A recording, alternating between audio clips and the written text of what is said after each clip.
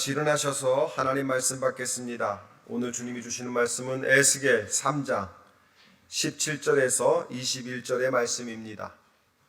에스겔 3장 17절에서 21절.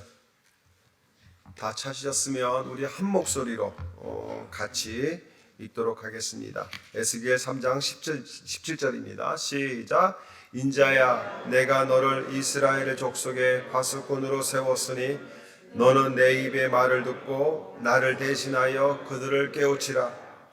가령 내가 악인에게 말하기를 너는 꼭 죽으리라 할 때에 내가 깨우치지 아니하거나 말로 악인에게 일러서 그 악한 길을 떠나 생명을 구원케 하지 아니하면 그 악인은 그 죄악 중에 죽으려니와 내가 그 핏값을 내 손에서 찾을 것이고 내가 악인을 깨우치되 그가 악한 마음과 악한 행위에서 돌이키지 아니하면 그는 죄악 중에서 죽으려니와 너는 내 생명을 보존하리라.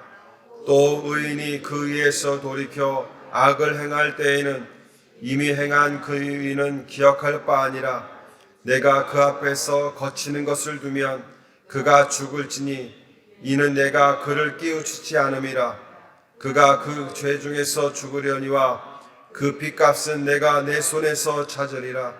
그러나 내가 그 의인을 깨우쳐 범죄치 않게 하므로 그가 범죄치 아니하면 정령 살리니 이는 깨우침을 받았으며 너도 내 영혼을 보존하리라. 아멘. 앉으시겠습니다. 우리 한 번 더 같이 기도하겠습니다. 하나님, 주님의 은혜를 마음에 품고 이제 주님의 말씀을 마음밭에 받기를 소망합니다. 주님, 선포하여 주시어서 하나님의 말씀이 우리 마음속에 새겨지게 하시고 깨닫게 해 주시고 그 말씀을 삶으로 살아낼 수 있는 믿음으로 저희들을 가득가득 채워 주시옵소서.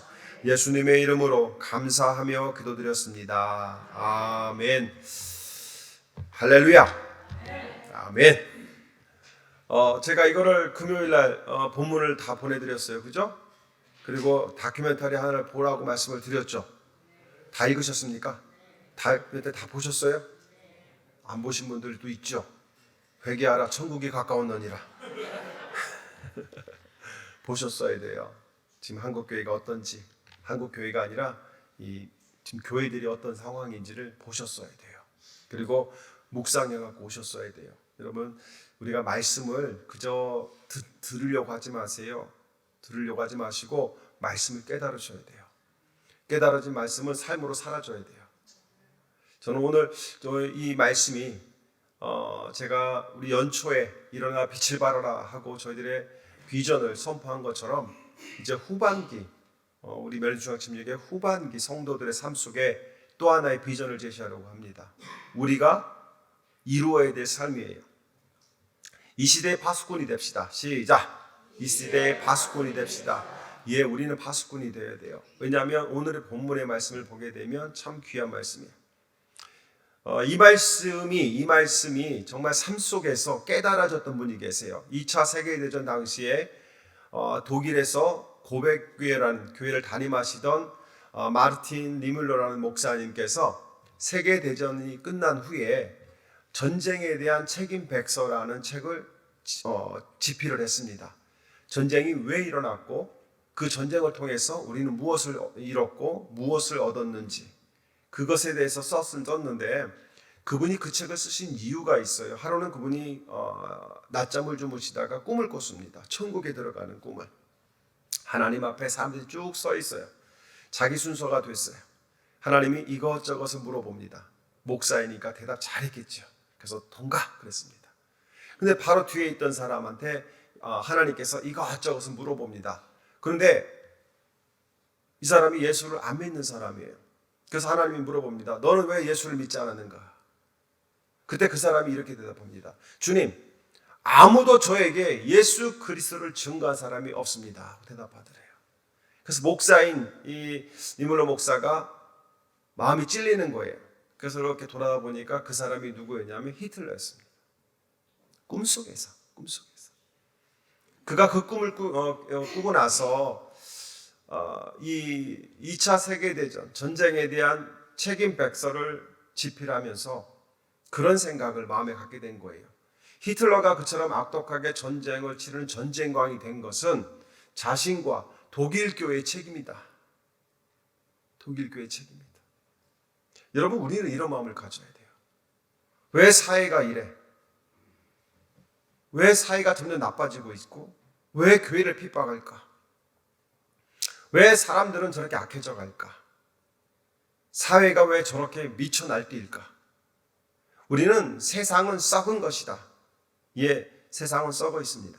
세상은 병들었다. 예, 병들어 있습니다. 그런데 그것을 다시 썩은 것을 회복시키고 병든 것을 고치는 그 사역이 누구한테 맡겨졌어요? 우리에게 맡겨졌어요. 그러므로 우리는 세상에 악한 일들을 저지르는 사람들과 같이 어울릴 필요는 없지만 그들을 경계할 필요하지만 그들에게 복음을 전하고 그들이 하나님의 자녀로 돌아오는데 우리는 사명이 있다는 것을 믿으시기 바랍니다. 그런 분들이 있어요. 내가 다른 사람한테는 다 전도해도 김일성과 김정일과 김정은한테는 복음을 전하지 않겠다. 여러분, 아니에요. 왜냐하면 에스겔 33장에 이런 말씀이 있습니다. 33장 8절 말씀에 가령 내가 악인에게 이르기를 악인아 너는 정령 죽으리라 하였다 하자. 하나님께서 이야기하시는 거예요. 악인들은 죽을 것이다. 내가 멸절해버리겠다 하고 선포했다고 하자. 그건 하나님의 일입니다. 그런데 네가 그 악인에게 말로 경고하여 그 길에서 떠나게 아니하면 그 악인은 자기의 죄악 중에서 죽으려니와 내가 그의 피를 네 손에서 찾으리라. 여러분, 악인과 선인의 기준을 나누시는 것은 하나님이에요. 우리가 나눠서는 안 돼요. 이 세상에 복음을 받을 자격은 모든 사람에게 있습니다. 악인을 심판하시는 분은 하나님이세요. 우리는 악인과 선인을 따질 게 아니라 하나님을 모르는 사람들에게 복음을 전할 의무가 있다는 거예요.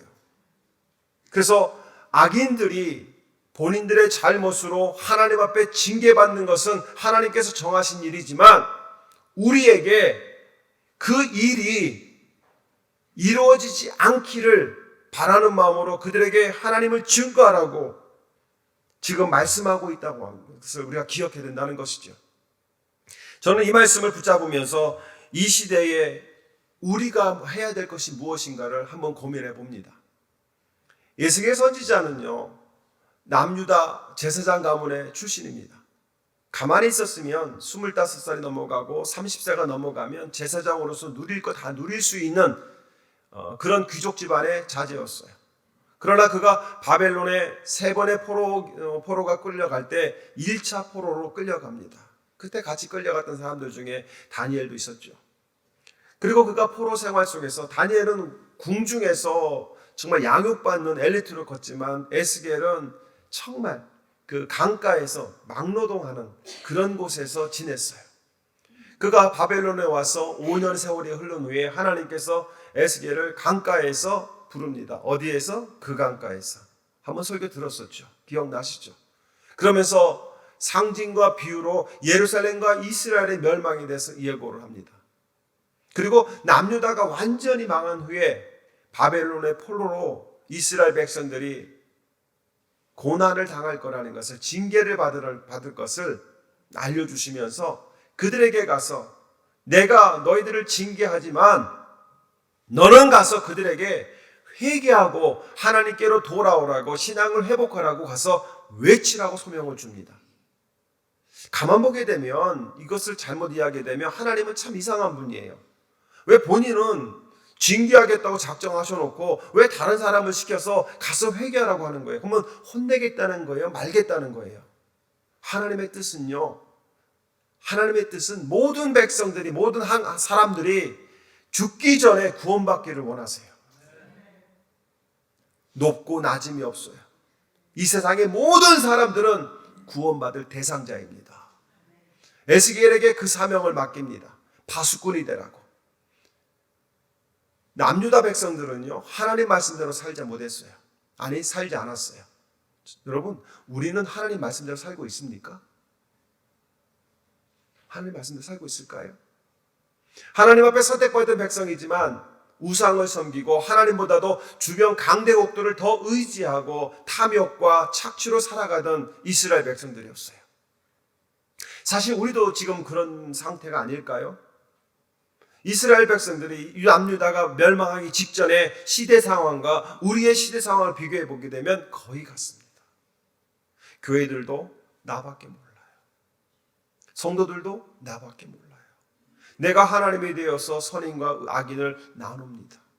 사귀어야 될 사람과 사귀지 말할 사람을 내가 나눕니다. 좋은 사람과 나쁜 사람을 내가 나눈다는 겁니다.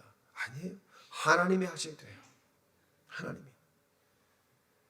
바벨론에 끌려와서도 이스라엘 백성은 정신을 못 차렸어요. 하나님에 대한 신앙을 회복하고 고국으로 돌아가리라 하는 마음보다는 바벨론에서 정착하면서 안주하려고 했고요. 이방인들과 결혼하면서 이방 종교로 개종하는 사람이 늘어나면서 더 이상 거룩한 선민이 아니었습니다. 이방 민족 중에 한 민족으로 변해가고 있었죠. 더욱 심각한 것은 그들은 하나님의 말씀을 듣고도 영적으로 소경과 귀머거리가 되어서 선포되어진 하나님의 말씀을 무시하였다는 겁니다.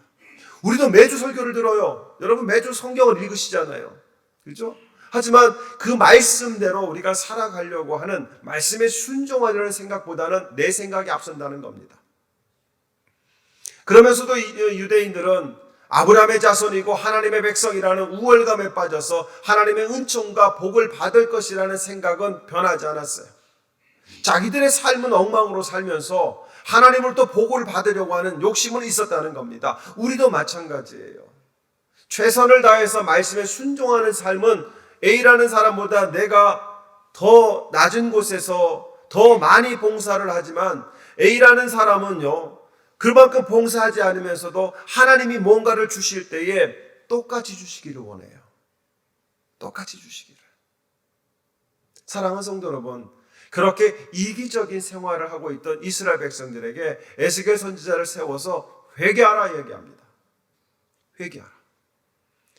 그러면 한번 질문 드리겠습니다. 하나님께서 주신 영적인 파수꾼은 그 사명은 에스겔에만 준 걸까요? 아니에요. 이 시대를 살고 있는 저와 여러분에게 주셨으면 믿기를 축원합니다. 우리는 사명자들이에요. 우리는 누구다? 사명자예요. 사명자. 사명자로 사셔야 됩니다. 고린도후서 5장 20절에 이런 말씀이 있습니다. 보여주세요. 같이 읽습니다. 시작. 그러므로 우리는 그리스도의 사절입니다. 하나님께서는 우리를 시켜서 여러분에게 권고하십니다. 우리는 하나님의 사절, 대사래요. 대사. 하나님께로부터 명령을 받은 하나님의 종으로서 가서 권면해야 될 복음을 전할 사명을 받은 사람이라는 것이에요. 저와 여러분은요, 사명자들입니다. 사도 바울은요, 자신이 그리스도의 사절이라는 것, 사신이라는 것을, 그리고 임무를 분명히 받았다는 것을 보여주면서 너희들도 똑같이 사명자로 살아야 된다는 것입니다. 우리는 이 시대의 파수꾼이 되기 위해서 무엇을 해야 될까요? 첫 번째는요, 저 잘 들으세요. 저와 여러분이 이 시대의 파수꾼으로 살기 위해서 세 가지가 필요해요. 믿음의 사람으로 살기 위해서는 세 가지가 필요해요. 놓치지 마시기 바랍니다. 첫 번째는요, 하나님의 살아계심을 삶에서 경험해야 돼요. 백날 첫날 그냥 교회 와서 예배드리고 가고 내 생각에 하나님은 그리워. 이거 소용없어요. 오늘 하나님 만나셔야 돼요. 오늘 하나님의 음성을 들으셔야 돼요. 오늘 하나님께서 나에게 원하시는 것을 깨달으셔야 돼요. 어제 건 아니에요. 지난달 거 아니에요. 1년 전에 하나님이 명령하신 거 그거 갖고 사는 거 아니에요. 오늘 아침에 여러분 눈을 왜 뜨게 했을까요? 하나님이 지난밤에 그냥 데려가지 왜 눈을 뜨게 했을까요? 오늘은 오늘의 사명이 분명히 있다는 겁니다. 그러므로 우리는 매일매일 삶 속에서 하나님의 살아계심을 경험해야 돼요. 왜 그럴까요? 성도들과 대화하다 보면 이런 말이 있습니다. 보여주세요. 같이 읽습니다. 감정을 넣어서 읽으셔야 돼요. 감정을 나다 생각하고 시작. 알고 있습니다. 하지만 참 부끄러운 말씀이지만 제가 아직 그 정도 신앙이 아니라서 그 정도 믿음을 갖고 있지 못해서 지금은 하지 못하고 있지만 신앙이 자라고 믿음이 더 생기면 그렇게 살려고 합니다. 참 겸손한 말씀이에요. 참 겸손한 말씀이에요. 그죠? 근데 하나님 보시기엔 참 교만한 말이라는 거 아십니까? 한번 보세요. 보여주세요. 넘기지 마세요. 저 말씀 중에 하나님이 있어요, 없어요? 하나님의 능력은 어디 갔어요? 하나님께서 여러분을 변화시키지도 못하는 그런 우상입니까? 하나님을 믿는 백성들을 하나님은 변화 못 시키실까요? 여기 하나님이 없어요. 하나님이 없는데 저걸 교회 안에서 저렇게 얘기를 해요. 겸손한 척. 여러분, 목사 앞에서 겸손하지 마시고 하나님 앞에서 겸손하시기 바랍니다. 저 말 속에는 하나님의 능력이 없어요. 확신을 주시지도 못하는 분이에요. 인생의 왕으로 계시지도 못하는 분이에요. 그러니 하나님의 살아계심을 삶에서 경험하지 못하는 것입니다. 목사들을 만나서 이야기하다 보면 두 종류의 목사들을 보게 됩니다. 하나는요, 성도들도 마찬가지예요. 제가 자꾸 왜 목사를 예화를 드냐면 목사들을 욕하려고 하는 게 아니에요. 왜냐하면 성도들만 얘기하면 헤이 목사들은 그렇게 살아 이렇게 하기 때문에 제가 목사들을 타겟으로 삼는 거예요. 하나의 목사님들은요, 하나님의 능력을 알기만 하는 목사들이 있어요. 또 다른 한 종류의 목사님들은요, 하나님의 능력을 목회 현장에서 매일 경험하는 목사들이 있어요. 하나님의 능력을 아는 목사들은요, 무기력합니다. 성도들을 탓하고 환경을 탓하고 시절을 탓합니다. 하지만 하나님의 능력을 목회 현장에서 매일 경험하는 목사들은 언제나 하나님을 신뢰함으로 성도들을 은혜의 자리로, 은혜를 경험하는 자리로 데려가려고 최선을 다한다는 겁니다. 성도들도 마찬가지예요. 하나님의 능력만 알고 있는 분들은 그 능력에 하나님이 자신을 변화시키지 않아요. 그러나 하나님의 능력을 삶 속에서 매일 경험하는 사람들은 하나님이 그 사람을 변화시킨다는 겁니다.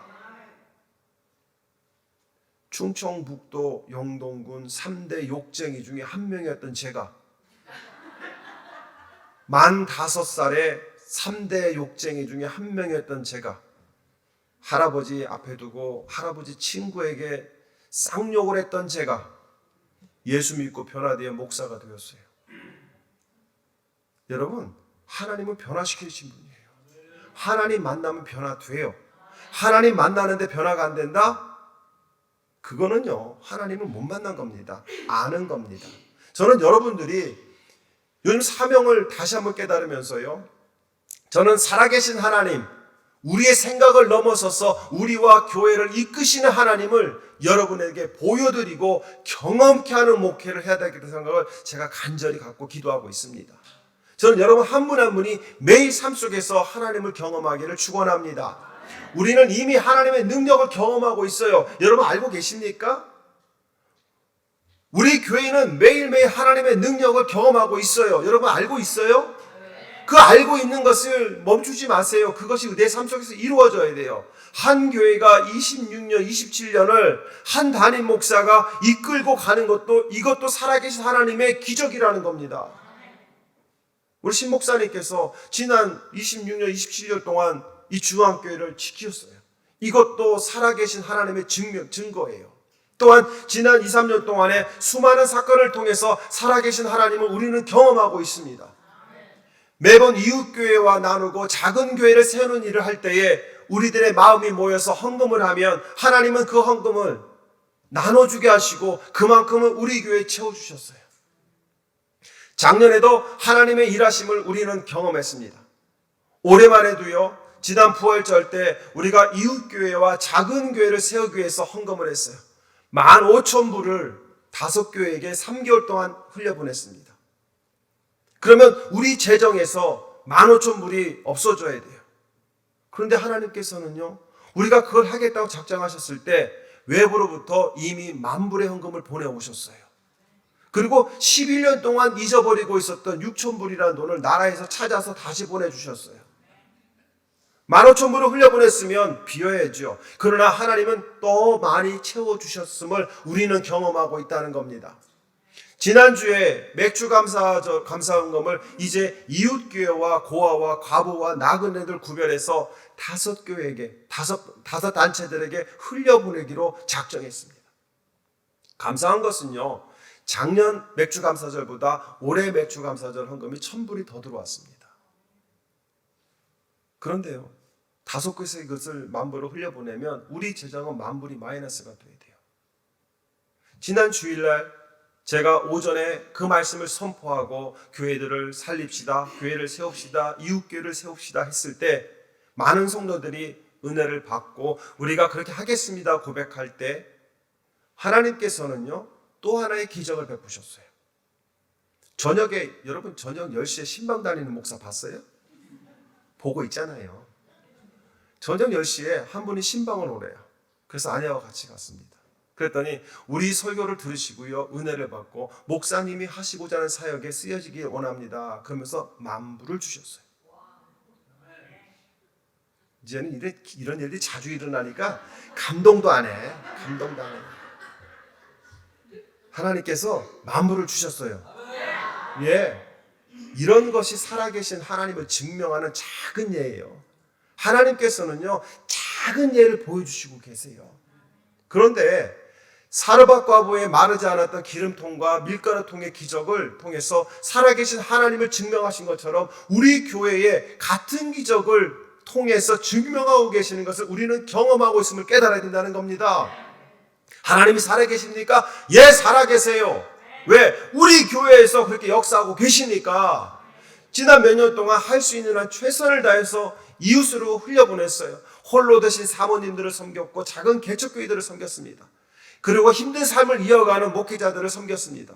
하지만 그렇게 흘려보냈어도 우물은 마르지 않았고요, 항상 풍성하게 넘친다는 사실을 우리 교회를 통해서 하나님은 살아계심을 증명하고 있다면 여러분이 뭐가 걱정이에요? 뭘 두려워해요?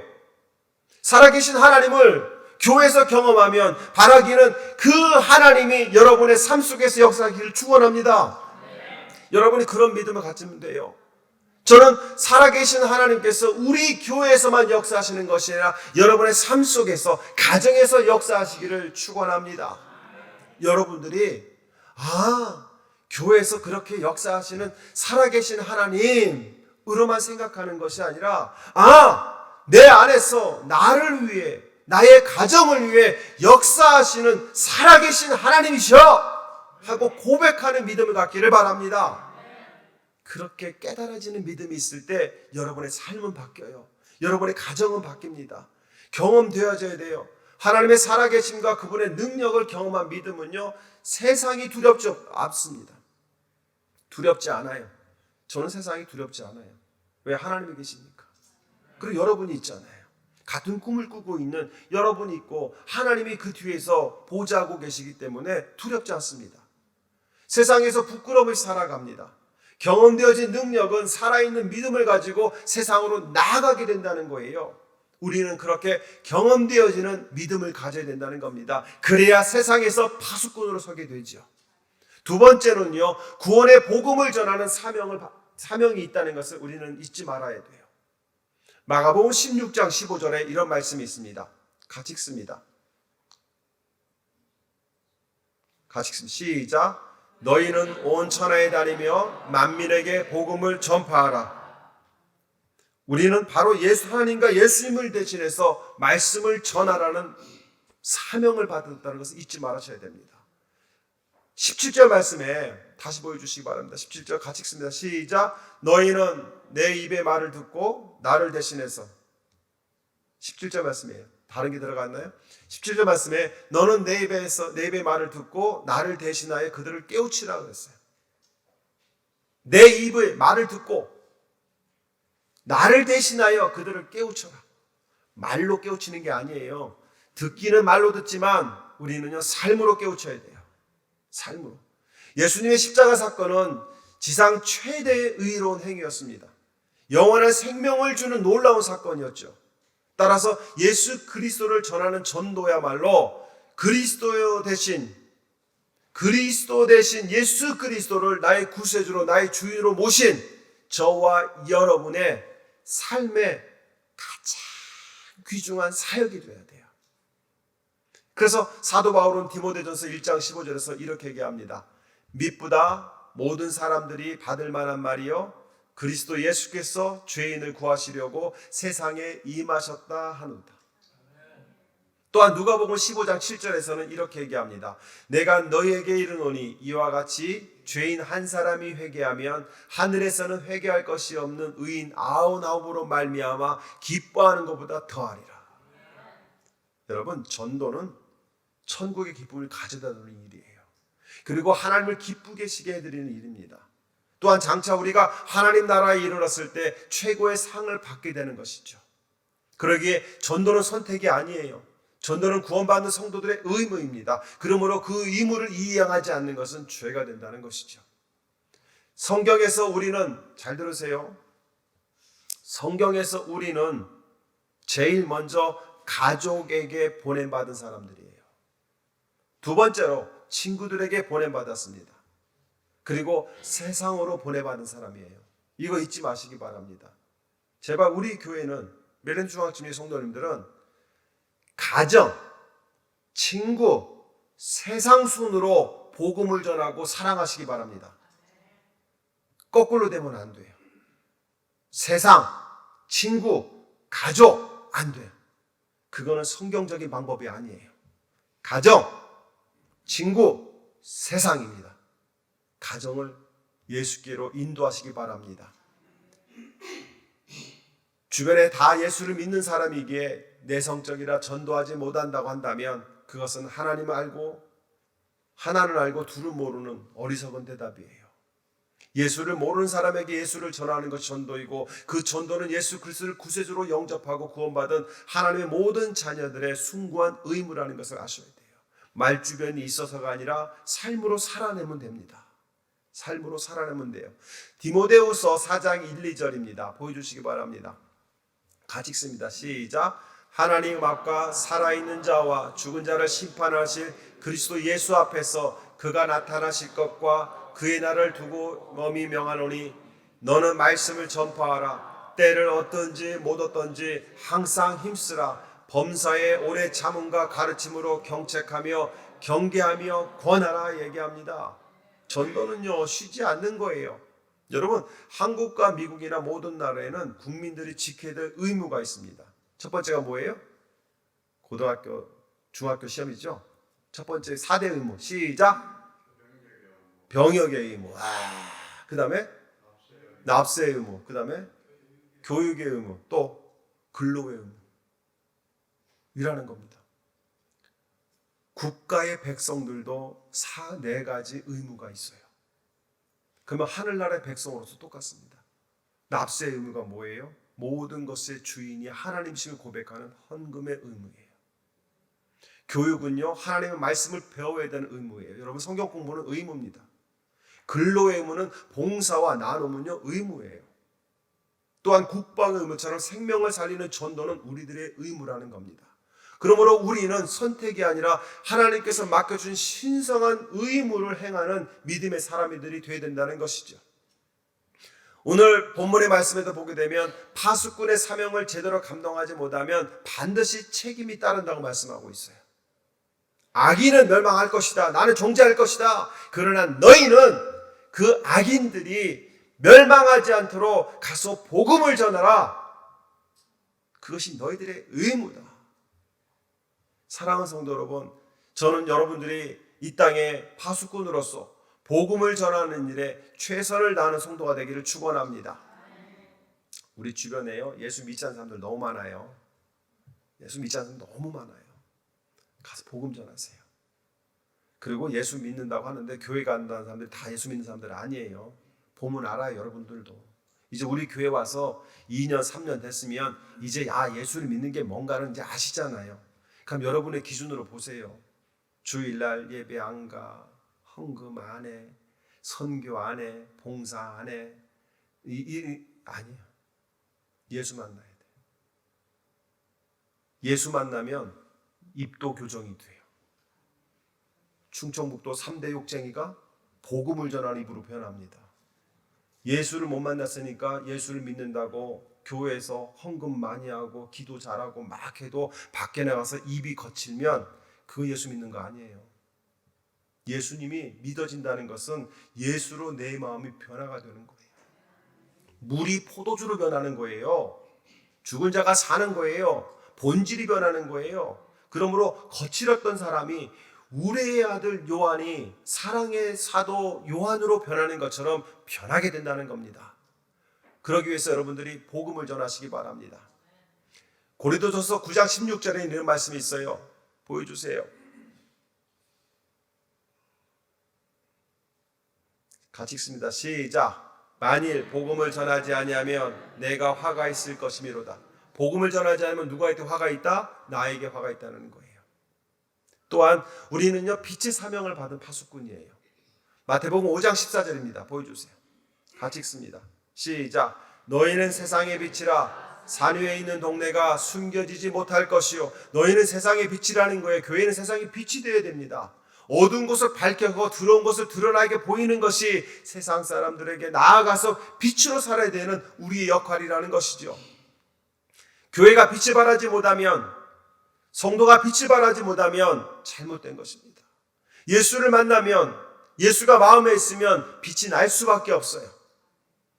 지금 이곳에 모인 여러분들이 세상은 불합리하고 말도 안 되는 일이 당연하게 이루어진다고 이야기를 하면서 빨리 예수님이 오셔야 한다고 말한 분들이 계실 겁니다. 그분들에게 저는 이렇게 묻고 싶습니다. 그렇다면 그 세상 속에서 당신들은 빛으로 살고 있습니까?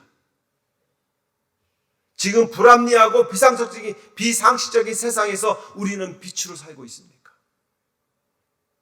우리 교회는 빛으로 서 있을까요? 빛의 사명을 받은 파수꾼들은요, 세상에서 의로운 사람들, 외로운 사람들, 갈 바 모르고 헤매는 사람들, 아파하는 사람들에게 찾아가서 하나님의 은혜의 품으로 돌아갈 수 있도록 인도하는 빛이 되어야 돼요. 돈이 많아도, 주변에 사람이 많아도, 배운 것이 많아도 무척이나 외로운 사람들이 너무나 많습니다. 많은 상처로 인해서 아파하는 사람들이 있어요. 그들에게 빛으로 다가가서 따뜻함으로 사랑을 전하는 것이 우리의 사명이라는 겁니다. 저는 우리 교회 성도님들이 따뜻한 마음을 가졌으면 좋겠어요. 내 주변에 누가 외로움으로 죽어가는 사람이 없을까? 내 주변에 누가 마음의 상처로 아파하는 사람이 없을까? 그들을 찾아가고 그들에게 사랑을 전하는 따뜻한 신앙을 갖기를 축원합니다. 또한 우리는요, 어둠을 몰아내야 돼요. 빛을 강하게 비춰서 어둠을 몰아내야 돼요. 불의한 사람들을 의의 사람으로 변화시키고, 불의한 세상에서 고고하게 신앙을 지켜서 불의를 몰아내는 역할을 초대 교인들은 감당해왔다는 겁니다. 아니, 2000년 교회의 역사 속에서 하나님은 기독교인들을 통해서, 하나님의 백성들을 통해서 이 일을 해오셨다는 겁니다. 저는 여러분들이 그저 하나님이 계신가며 여기에서 멈추는 신앙이 아니라, 여러분이 걸어가는 그곳에서 하나님의 향기가 풍겨나오고 하나님의 은혜가 풍겨나와서 세상 사람들이 하나님께로 돌아오는 축복의 통로가 되기를 바랍니다. 저는 우리 교회가 그런 교회가 되기를 원해요. 말씀을 붙잡고 세상과 타협하지 않았어요. 초대교인들은 노예로 살면서도, 십자가에 죽으면서도, 사자 바보로 죽으면서도 그들은요 빛으로 살았고 소금으로 살았어요. 그 결과 로마가 하나님께로 돌아옵니다. 소돔과 고모라는 악한 사람들이 많아서 멸망한 게 아니에요. 소돔과 고모라는 의인 10명이 없어서 망한 겁니다. 의인 10명만 있었으면 소돔과 고모라의 역사는 또 달라졌을 거예요. 이제 저와 여러분들은요, 세상을 밝히는 빛의 사명의 파수꾼으로 서야 됩니다. 하나님께서 어느 날 선포합니다. 내가 미국을 치겠다! 그랬을 때 우리 중앙교회 때문에 내가 노를 거두겠다. 미국을 치시고자 작정하셨을 때 하나님께서는 중앙교회 성도들 때문에 내가 화를 거두겠다. 얼마나 멋있어요. 그런 신앙인들이 되시기 바랍니다. 저는 여러분들이 이 시대의 파수꾼은 졸면 안 돼요. 파수꾼은 한눈을 팔면 안 돼요. 파수꾼들은 적들과 타협해서도 안 돼요. 항상 주변을 살피고 힘들어도 제자리를 지켜야 합니다. 어려워도 그 사명을 감당해야 돼요. 저는 오늘 예배를 통해서 말씀을 듣는 이유요, 저와 여러분이 오늘을 사는 이유가 하나님께서 이 땅에 중앙교회를 세우신 이유가 사명을 따라 파수꾼으로 살고자 하시는 하나님의 명령에 순종하기 위해서 우리는 존재한다고 믿습니다. 정말 믿으십니까? 하나님을 따라가는 데는 재주가 없어도 돼요. 그냥 따라가면 됩니다. 따라가면 돼요. 저는 이제 사명이라는 찬양을 같이 부르려고 합니다. 찬양들들 나오세요. 어떻게 하면 파수꾼으로 살 수 있을까? 어떻게 하면 빛으로 살 수 있을까? 어떻게 하면 내가 은혜 받은 자로 살 수 있을까를 고민했을 때 하나님 이 찬양이 생각나게 하셨어요. 가사를 보면 주님이 홀로 가신 그 길 나도 따라가. 여러분, 파수꾼으로 사는 사람들의 첫 번째는요, 예수님 따라가는 거예요. 모든 물과 피를 흘리신 그 길을 나도 가오. 나도 희생해야 돼요. 예수님 때 복 받는 것이 아니라 나도 물과 피를 흘리는 그 고난의 길을 내가 따라가야 돼요. 험한 산이라도 나는 괜찮소. 바다 끝이라도 나는 괜찮소. 죽어가는 저들을 위해 나를 버리길 바라오. 이게 사명자예요. 그러면서 우리는 이렇게 선포해야 돼요. 아버지 나를 보내주오. 나는 달려가겠소. 목숨도 아끼지 않겠습니다. 나를 보내주소서. 험한 산도 나는 괜찮습니다. 바다 끝이라도 괜찮습니다. 죽어가는 저들을 위해 나를 버리기를 원합니다. 아버지 나를 보내주십시오. 나는 달려가겠습니다. 목숨도 아끼지 않고 세상이 나를 미워해도 나는 그들을 사랑하겠습니다. 세상을 구원할 십자가, 그 십자가를 내가 따라가겠습니다. 생명을 버리면서까지 나를 사랑하신 당신, 이 작은 나를 받아주시옵소서. 우리 이 찬양하면서 지금까지 그냥 자녀들 잘 되라고 죽어서 천국 가는 것이 다라고 생각했던 그 썩어 빠진 믿음은 다 버리고 예수 그리스도와 함께 한 걸음 한 걸음 파수꾼으로 사명자로 살아가기를 작정하면서 이 찬양하면서 다시 한 번 더 다짐하기를 소망합니다. 함께 찬양하겠습니다. 주님이 홀로 가신 그 길 나도 따라가오. 나도 따라가오. 모든 물과 피를 흘리신 그 길을 나도 가오. 그 길을 나도 가오. 험한 산도 나는 괜찮소. 바다 끝이라도 나는 괜찮소. 죽어가는 저들을 위해 나를 버리기 바라오. 나를 버리길 바라오. 아버지 나를 보내주오. 나는 달려가겠소. 목숨도 아끼지 않겠소. 나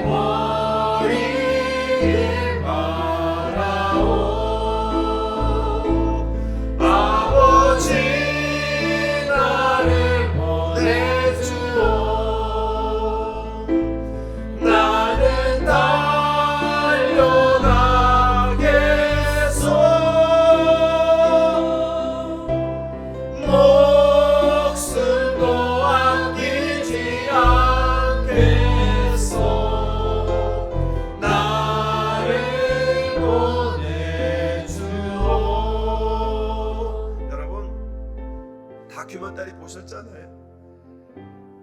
애들이 교회를 떠나요. 청소년들이 교회를 떠나요.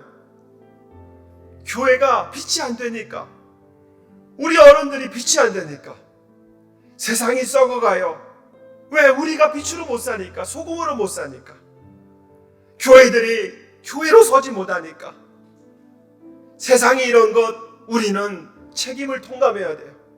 우리 제가 같이 기도하실 때 하나님 나를 용서해 주세요. 내 가정을 위해서 축복을 기도했지만 세상을 위해서 기도하지 못했습니다. 내 교회를 위해서 기도했지만 세상의 교회를 위해서 기도 못했습니다. 하나님 나를 용서해 주세요. 그리고 이제 사명을 따라 나가겠습니다. 험한 산도 바다 끝이라도 주님 나를 보내소서.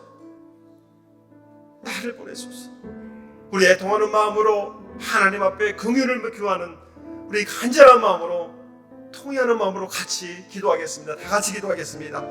아버지 하나님, 나를 보내주셔서 하나님 우리를 용서하여 주시옵소서.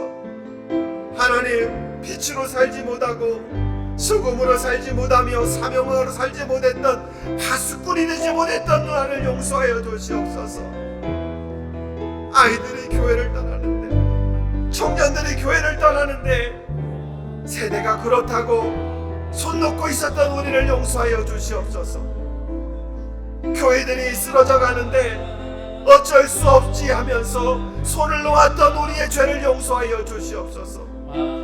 주여, 우리 성도들을 파수꾼으로 세워주시고 우리 교회를 등대로 세워주시어서 세상을 밝히게 하시고 세상에서 일어나게 하시고 세상에서 빛으로 사는 성교회가 될 수 있도록 은혜 베풀어 주시옵소서. 주님, 그렇게 인도하여 주시옵소서. 주여, 우리를 인도하여 주시옵소서. 하나님, 나를 사용하여 주시옵소서. 아버지, 나를 보내소서. 주여, 우리 교회를 보내소서. 주여, 우리 성도들을 보내주시옵소서. 하나님을 위해서 달려가는 우리 성도들과 교회가 되게 하여 주시옵소서. 빛으로 살고 소금으로 사는 파수꾼들이 되게 하여 주시옵소서. 주님, 우리를 그렇게 사용하여 주시옵소서. 험한 산도 험한 산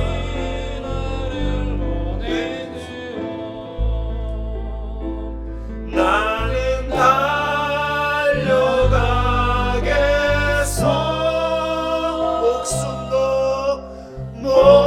목숨도 아끼지 않겠소. 나를 보내주오. 우리 한 번 더. 험한 산도 나는 괜찮소. 우리 갑시다. 우리 떠납시다. 바다 끝이라도 나는 괜찮소 하고 나아가는 여러분 되기를 소망합니다. 죽어가는 세상을 위해 나를 버리길 바라. 우리 다 같이 일어나서 선포합니다. 아버지, 나를 보내주오. 주님, 나는 달려가겠소. 목숨도 아끼지 않겠소. 나를 보내주오. 나를 보내주오. 아버지, 나를 보내주오. 아버지, 나를 보내주오. 나는 달려가겠소. 나는 달려가겠소.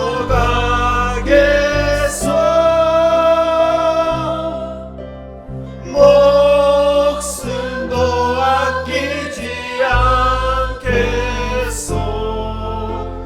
나를 보내주오. 하나님 아버지, 우리를 보내주시옵소서. 하나님, 우리 교회를 보내주시옵소서.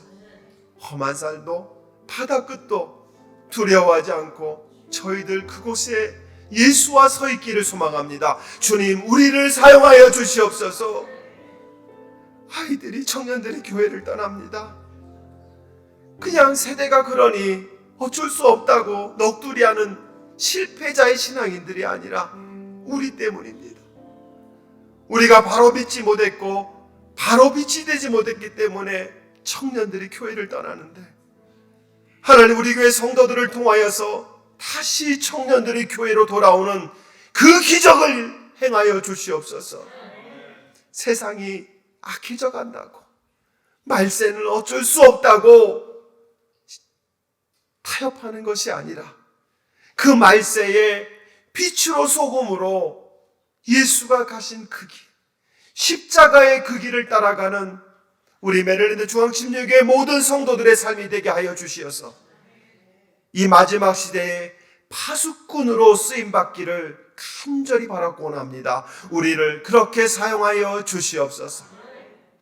지금은 우리 주 예수 그리스도의 은혜와 하나님의 크신 사랑하심과 성령님의 교통하심의 큰 은혜 가운데 이 시대의 파수꾼으로 주님이 원하시는 그 길을 따라가기로 작정하는 우리 메릴랜드 중앙침례교회 모든 성도들 머리 위에 지금부터 영원토록 함께 하시기를 간절히 축원드리옵나이다.